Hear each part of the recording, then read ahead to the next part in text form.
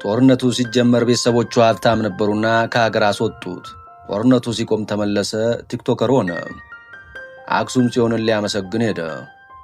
የጀግና አቀባበል ተደረገለት። ሁሉም ከእርሱ ጋር ፎቶ መነሳት ፈለገ። ጓደኛው በአንድ እግሩ በክራንች ተደግፎ ያው ጀመር። አዝኖ ቆሞ ተከዘ። በሐሳብ ነጎደ። ጦርነቱ ሲጀመር መዋጋት አለብህ ተብሎ ተቀሰቀሰ።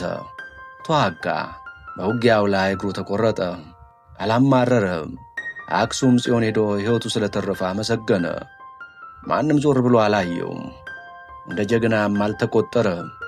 ወደ ቲክቶከሩ የሚሮጡት ገፍትረው ጣሉት። ጦርነት አውዳሚ ነው። ጦርነት ክብሩን የሰው ልጅ ሕይወት ይበላል። የከፋ እልቂት በተመዘገበበት የሰሜኑ ጦርነት በርካቶች ለአካል ጉዳትና ለማይሽር የሥነ ልቦና ሕመም ተዳርገዋል። በርካቶች ዳግም ይችን ቀን ለማየት አልታደሉም። በዚህን ጊዜ በርካቶችን ትኩረት የሳበው ወጣት ተጽዕኖ ፈጣሪ ሰው አዶናይም የተገኘው በበርካታ ምስቅልቅል ውስጥ እያለፈ ከሚገኘው በዚሁ በትግራይ ክልል ነው። አንዱ አዶናይ ስኬቶች የሺዎች እልቂት፣ የበርካቶች የአካል ጉዳት፣ የብዙዎች ሥነ ልቦናዊ ስብራት መጋረዱ ጸሐፊውን ያብከነከነው ይመስላል። እውነትም በበርካታ ምስቅልቅሎች መሃል ያለፈች ያለችውን ሀገር እውነታ ይኸው የቲክቶከሩ ዝና የሚያስረሳ እስኪመስል ድረስ ማነጋገሩን እንደቀጠለ ነው።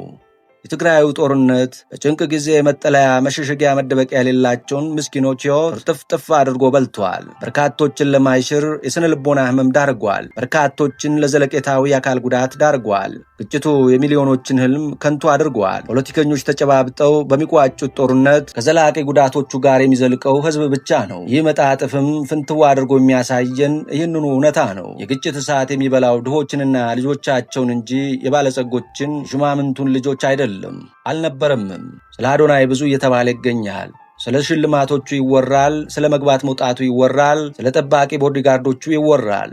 በጦርነቱ ሰለባ የሆኑት በርካቶቹ ግን አስተዋሽም ሆነ ሐሳብ የላቸውም። በዚህ ሰዓት በበርካታ የአገሪቱ ክልሎች ጦርነቱ እንደቀጠለ ነው። እየተማገዱ የሚገኙት ወጣቶች ናቸው። በርካታ ሰሚ አልባ ጦርነቶች በተለያዩ የአገሪቱ ክፍሎች በዚህን ሰዓት እየተካሄዱ ይገኛሉ። በተግባር እንደሚታየው ሀያላን ጦርነትን በሀገራቸው አይሞክሩትም። ግሻ መለካካቱ መፈታተሹም ቢሆን እጅ አዙር ጦርነት ከሆነ ሰነባብቷል። ለዚህም ጦርነት የሚማግዱት የድሆችን ልጆች ነው። ባለጸጎች በጦርነት ጊዜ ከድሃ ሀገራቸው ያገኙትን ምንዳ ልጆቻቸውን ለመጠበቅ ያውሉታል። ይኸው ነው መሬት ላይ ያለው እውነታ።